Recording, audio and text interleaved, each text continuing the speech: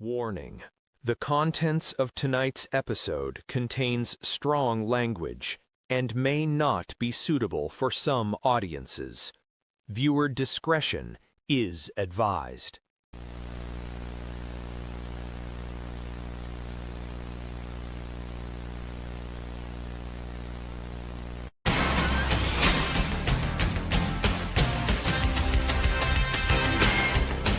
Ladies and gentlemen, boys and girls, children of all ages, welcome to the Around the Ropes radio show.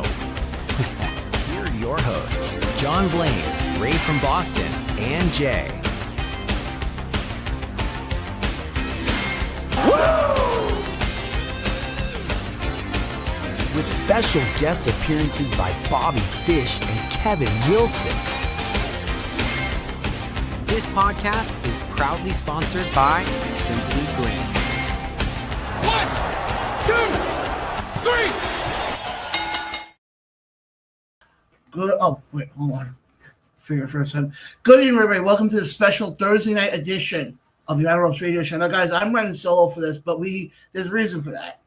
We have a huge guest. Now, you guys know, if you guys have been following the show since day one, you guys know we work with a lot of promotions. Mainly up here in the Northeast, obviously Connecticut, Massachusetts, New York, Jersey. But in the last couple of years, we started to go out west. And we are, obviously, you guys know we are working with the Independent St. Louis Hall of Fame. And we got stuff coming up with them as well. But guys, I have the honor and privilege of having on the man behind the NWA New Mexico brand. I want to welcome to the show for a first time the one and only Mr. Fred Slow. Fred, thank you so much for giving us some time. I appreciate it. Yeah, hi and hello, and thank you. Excited to be here with you around the ropes. This is going to be really great, John. Thank you for taking the time with me. Absolutely. So, Fred, let me first get into it. What got you into being a pro wrestling fan? Oh, being a fan? I mean, being a kid, right? I mean, that's what gets everyone into being a pro wrestling fan. It was, I was sitting crisscross applesauce on my grandma's floor and, watching it on her Cathode Ray 2 television and making sure we were taking advantage of Saturday mornings and obviously Monday nights, with my friends growing up. I'm 41 years old, so I was a kid, during the 90s, and that really helped my fandom.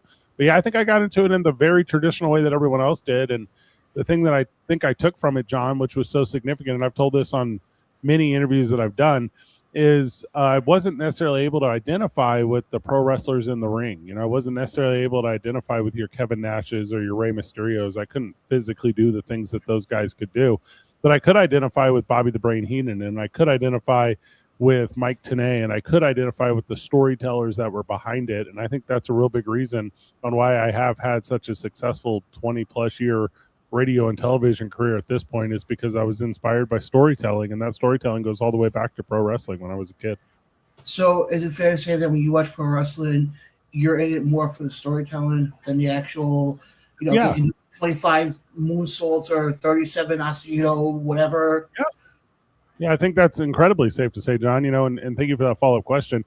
It's, to me, all the best moments in pro wrestling history are the storytelling. I think for every one time you can tell me about a time that Randy Orton hit ARKO on Seth Rollins in the middle of a WrestleMania ring. Well, I'll tell you the actual bigger moment of that exact WrestleMania was when Seth Rollins cashed in Money in the Bank to make it a three-way, to become the inaugural champion. And I was going to say that's one of the things that I've preached on the show since we've been around now the last couple of years, is I'm very big in storytelling. I'd rather sit there and watch two guys have a 30-minute match if it's going to get me interested in the story more than how many moves they can do. I mean, yeah, I think you're correct in a lot of ways, but that's the best thing about wrestling, right? Is you can be a fan of whatever aspect you're a fan of. I think famously a couple of years ago, Chris Jericho said, you could put pro wrestling in the Olympics and you could treat it the way that you treat figure skating, because it can be done in such a fair way performance-wise that it can be judged. But I'm going to tell you, the parts that can't be judged are the parts that are behind creating the stories that make those executables really work. And I think you're right, John, in every way. That, a really good swerve in pro wrestling is as good as any really good swerve in any television or drama or series or movie that anyone could watch. And like I always say, one of my favorite matches of all time was Cody Rhodes and Dustin Rhodes from Double or Nothing back in 2019. And you can't tell me a move they did. I don't remember, but I remember the story, even leading up to that. And I still say it's one of my favorite matches. But it was simply because of the story that the two of them told, and I feel like that's a lost art now in pro wrestling quite a bit. Yeah, I would agree with you completely. And there's in that story you can even grow to a larger one. I had a conversation with Dustin recently, and that conversation went about his father, Dusty Rhodes, NWA champion, Cody Rhodes, NWA champion. Dustin Rhodes is the only one in that legacy to not hold that title, and to me, it's the most prestigious title in all of pro wrestling, currently held by Silas Mason. And I'll say this, if the time does come that Dustin, who I do believe to be incredibly loyal to AEW, and you do understand everything I'm saying, but if he were to have an opportunity to tell that story in the NWA, it's just a continuation of that story you just mentioned from 2019, which is a continuation of the story between Cody and Nick Aldis.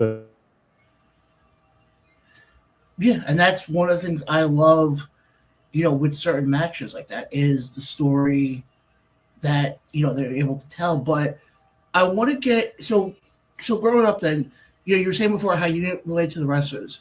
So what made you want to get into the industry then, if you don't mind me asking?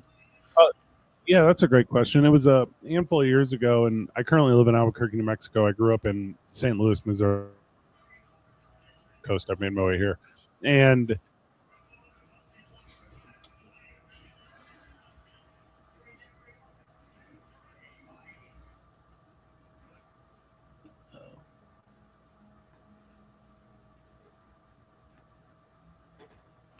that kind of dictate what can happen in the world of pro wrestling in the state of New Mexico. And this goes all the way back.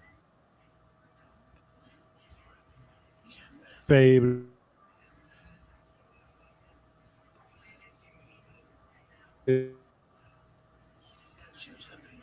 So fast forward to COVID, right? So 2019, we started having this conversation. 2020, obviously, COVID hits.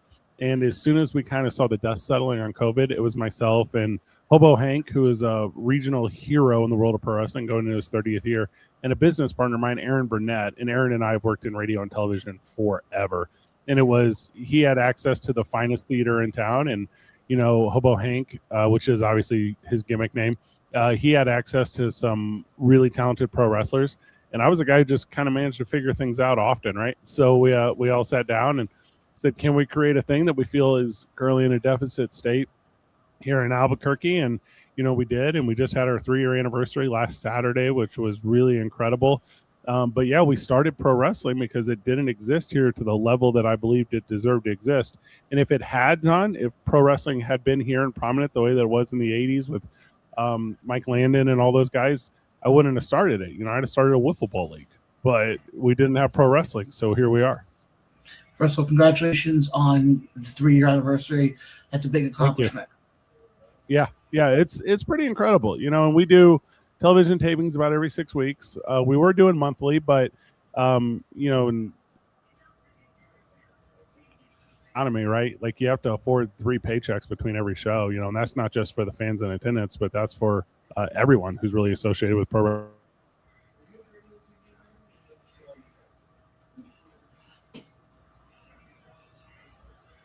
Saturday night product. We do fill out the historic El Rey Theater, and that in the ring, it's 120 years old or whatever, and it's got theater sound and theater lights, and it's a big downtown crowd that we've introduced to pro wrestling, and it is alive and well as we just completed our 25th show, 3-year anniversary, and we've done a ton, state fairs and other venues and all. Wrestling at the El Rey is a staple here in Albus Nation. Absolutely. Fred, unfortunately, I don't know if it's a connection issue, but for some reason, half that story we were not able to hear. So I'm going to actually try something a little different. I'm going to actually end this. No, what we're going to do is I'm going to send you a new link. We're going to actually record the interview and do it that way. Oh, okay. Well, I know we had a bunch of fans watching through our. Well, the time with us for the last 10 minutes. Fred, I can do you one better because when we debut it, I can send you guys the link and you guys can put it right up on your YouTube. So just give me 2 seconds, guys. Unfortunately, I don't like doing it like this because I know we're live right now, but there's too many, like, on both ends. So, guys, definitely stay tuned for the recorded interview later